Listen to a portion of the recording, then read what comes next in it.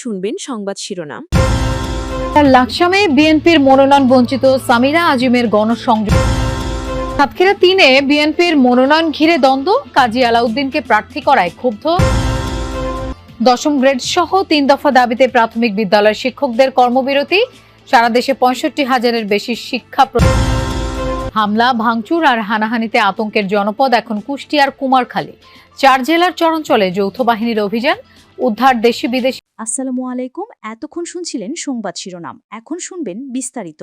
কুমিল্লা 9 আসনে বিএনপির মনোনয়ন বঞ্চিত সামিরা আজিম দোলার গণসংযোগে হামলার অভিযোগ উঠেছে বিএনপি মনোনীত প্রার্থীর অনুসারীদের বিরুদ্ধে।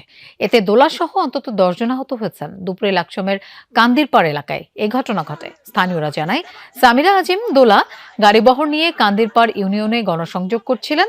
এ সময় অতর্কিতে বিএনপি মনোনীত প্রার্থী আবুল কালামের সমর্থকরা গাড়িবহরে হামলা চালায়। ভাঙচুর করা হয় বেশ কয়েকটি গাড়ি। আহতদের লাকসাম উপজেলা স্বাস্থ্য কমপ্লেক্সে নেওয়া হয়েছে। ঘটনায় এলাকায় থমথমে পরিস্থিতি বিরাজ করছে। মোতায়েন করা হয়েছে আইনশৃঙ্খলা বাহিনীর অতিরিক্ত সদস্য। ইতিমধ্যে আমরা যেটি দেখেছি, আসলে যারা আহত হয়েছেন তাদেরকে কিন্তু বিভিন্ন হসপিটালে নিয়ে গেছেন কুমিল্লা সহ। তো এই মুহূর্তের পরিস্থিতি হলো, উভয় পক্ষের যারা কর্মী সমর্থক রয়েছেন তারা কিন্তু বিক্ষোভ মিছিল করছেন। আমি এখন যেই জায়গাটিতে রয়েছি, এই জায়গাটি কিন্তু যার বিরুদ্ধে অভিযোগ, অর্থাৎ কালাম, তারই অফিস। এখানে কিন্তু তার যারা সমর্থক রয়েছেন তারাও কিন্তু বিক্ষোভ মিছিল করছেন। আমরা কথা বলেছিলাম তাদের সঙ্গে, তারা যেটি বলছেন যে এই হামলার সঙ্গে তাদের কোনো নেতাকর্মী জড়িত নয়। বলছেন যে এটি যেহেতু নির্বাচনকালীন সময় এবং আবুল কালাম তিনি দলীয় মনোনয়ন পেয়েছেন, সে কারণেই হয়তো ষড়যন্ত্রমূলকভাবে তারা এই ঘটনাটি ঘটিয়েছে। এবং এই বিষয়ে যারা আহত হয়েছেন তাদের সঙ্গেও আমরা কথা বলেছি। তাদের যেটি দাবি, তারা দুপুরে তাদের যে গাড়িবহর নিয়ে যে বিএনপির যে 31 দফা বাস্তবায়নের লক্ষ্যে কিন্তু তারা গণসংযোগ করছিলেন। এই সময় কিন্তু আসলে কান্দিরপাড় এলাকায় তাদের উপর অতর্কিত হামলা করেন। তো এই বিষয়ে কিন্তু আসলে উভয় পক্ষই একে অপরের উপরে দায় চাপানোর চেষ্টা করছেন। এবং এখন পর্যন্ত কিন্তু আসলে যে এই লাকসামের এলাকা কিন্তু আসলে একটি থমথমে অবস্থা, এবং উভয় পক্ষই কিন্তু আসলে মুখোমুখি অবস্থানে দাঁড়িয়ে আছে। কেন্দ্রীয় নির্বাহী কমিটির সদস্য সাবেক এমপি কাজী আলাউদ্দিনকে প্রার্থী করায় ক্ষুব্ধ দলটির অপর নির্বাহী কমিটির সদস্য ডাক্তার শহীদুল আলমের কর্মী সমর্থকরা। প্রার্থী ঘোষণার পর একদিকে চলছে ধানের শীষের প্রচারণা, অপরদিকে প্রার্থী পাল্টাতে লাগাতার আন্দোলন চালিয়ে যাচ্ছে অপরপক্ষ। প্রশ্ন উঠেছে, এই সমস্যার সমাধান কোথায়? গেল 3 নভেম্বর বিএনপি প্রার্থী ঘোষণার পর রাতেই সাতক্ষীরা 3 আসনের নলতায় শুরু হয় বিক্ষোভ। পরদিন নলতা ও কালীগঞ্জ সদরে সকাল থেকে সন্ধ্যা সড়কে চলে বিক্ষোভ। একটাই দাবি, ডাক্তার শহীদুল আলমের মনোনয়ন। ডাক্তার শহীদুল ভাই যদি আমাদের এখানে আসে, তাহলে আমরা ইনশাআল্লাহ দেশনায়ক তারেক রহমানকে এই আসনটা উপহার দিতে পারবো। তার নমিনেশন নেওয়ার জন্য আমরা এই রাজপথে নেমেছি। যতদিন পর্যন্ত না দেবে ততদিন আমরা এই রাজপথেই থাকবো। আমরা জনগণ তার প্রিয় হইয়া তার জন্য আজকে রাজপথে আইছি। প্রার্থী বদলাতে বিক্ষোভ, মানববন্ধন, কালো পতাকা মিছিল সহ লাগাতার কর্মসূচি পালন করছে এক পক্ষ। দাবি পূরণ না করা পর্যন্ত আন্দোলন চালিয়ে যাওয়ার ঘোষণা দিয়েছেন ডাক্তার শহীদুল আলমের অনুসারীরা। সবশেষ গণপদত্যাগ কর্মসূচিরও ঘোষণা রয়েছে তাদের। এই অঞ্চলের গণমানুষের জননেতা, যার হাতে ধানের শীষ প্রতীক দিয়ে জয়যুক্ত হবেন, তিনি হচ্ছেন ডাক্তার শহীদুল আলম।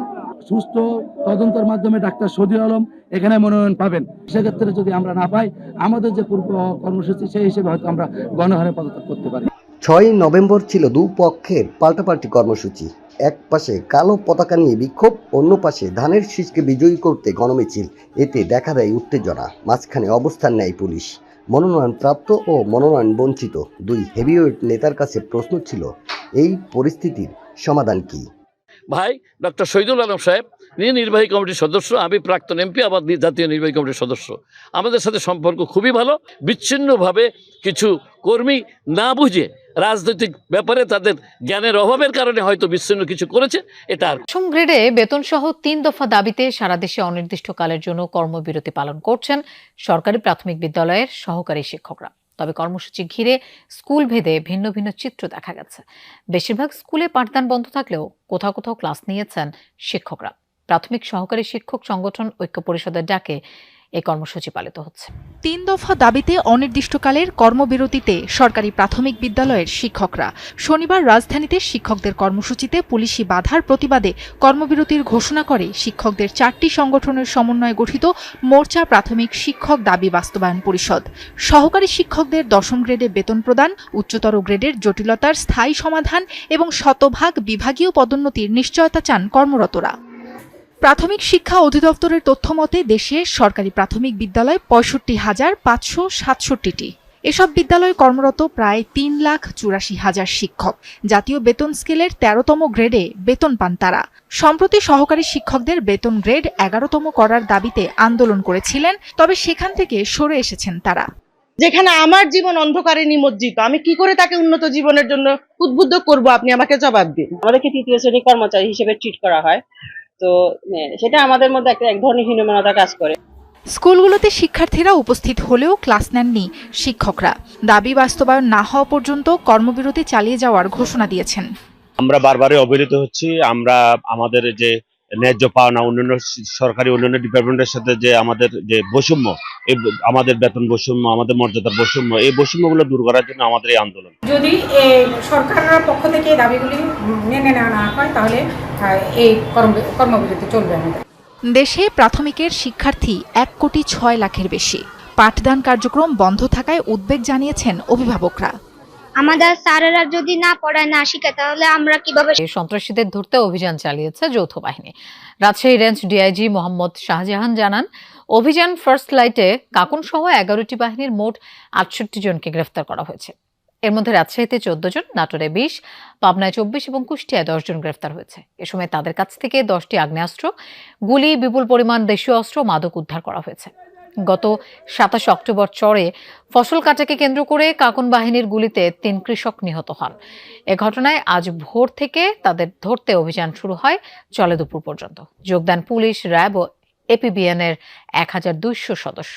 চরের মধ্যে যে ঘটনাগুলো প্রতিদিন ঘটে সেখানে পুলিশের উপস্থিতি সঙ্গত কারণে কম থাকে এবং আমাদের ওখানে ফাঁড়ি নাই। ওই এলাকার মধ্যে আমাদের যাতায়াতটা একটু কম ছিল, তারা এটাকে একটা অভয়ারণ্য হিসেবে তারা বেছে নিয়েছিল।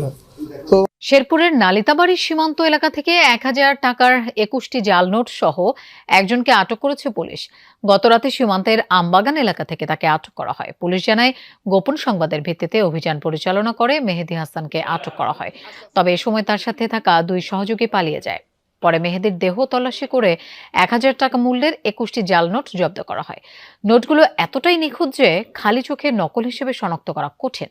গোপালগঞ্জ মেডিকেল কলেজে চিকিৎসক সংকটের কারণে ভোগান্তিতে পড়ছেন স্থানীয়রা।